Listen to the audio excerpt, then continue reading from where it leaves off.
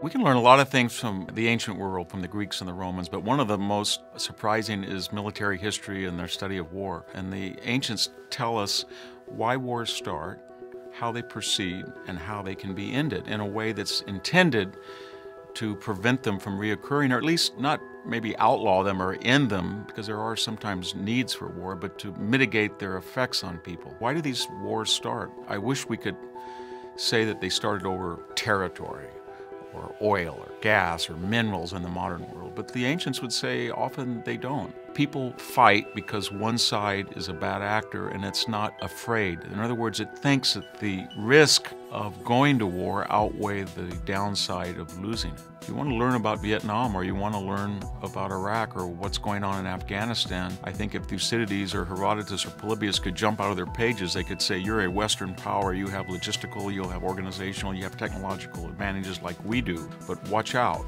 because they're going to use asymmetrical warfare, they're going to use insurgencies. Long before Michael Moore or Code Pink, there were people like Aristophanes or Euripides that were critiquing the engine of military dynamism. Why do these wars end? We think they end because reasonable people sober up and they say, you know what, this just doesn't make sense, it's legalized murder, and they come to their senses. The ancient world would say that war ends when one side is defeated, humiliated, and accepts the political, social, cultural protocols of its victor. And if you don't do that, it just continues to be refought as each generation recovers their strength, and they go at it again and again, as we see in the Middle East. Why do we find this so disturbing?